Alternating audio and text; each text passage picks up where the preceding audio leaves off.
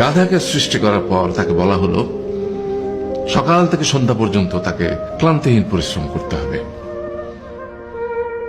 সারা জীবন তাকে পিঠে ভারী বোঝা বইতে হবে, খেতে পাবে শুধু ঘাস, আর তার মাথায় কোনো বুদ্ধি থাকবে না। তার আয়ু হবে 50 বছর। গাধা করজোড়ে সৃষ্টিকর্তাকে বলল, আমি এত বছর বাঁচতে চাই না, আমাকে 20 বছর আয়ু দেওয়া হোক। সৃষ্টিকর্তা সেটাই মঞ্জুর করলেন। কুকুরকে যখন সৃষ্টি করা হলো তখন তাকে বলা হলো যে সে হবে মানুষের সবচেয়ে বড় বন্ধু, কিন্তু সে খাবে মানুষের উচ্ছিষ্ট, এবং তার আয়ু হবে 30 বছর। কুকুর সৃষ্টিকর্তাকে বলল, আমি এত বছর বাঁচতে চাই না, আমাকে 15 বছর আয়ু দেওয়া হোক। সেটাই মঞ্জুর করা হলো।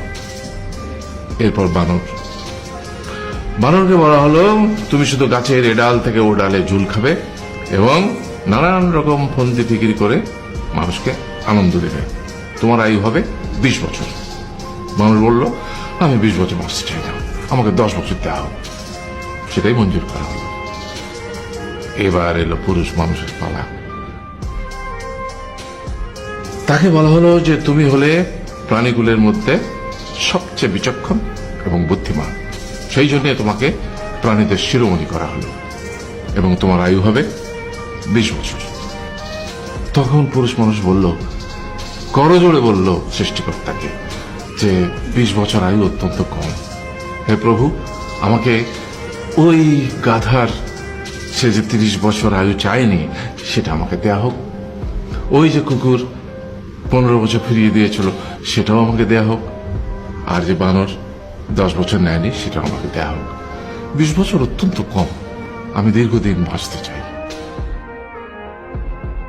সৃষ্টিকর্তা সেটাও মঞ্জুর করলেন। তারপর কি হলো?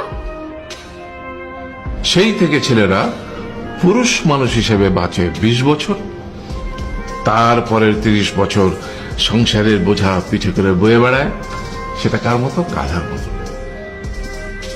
তারপরের 15 বছর সে তার ছেলে মেয়েরা যা দেয় সেই রকম ঠিক কুকুরের মতো উচ্ছিষ্ট খেয়ে বাঁচে, আর তারপরে বৃদ্ধ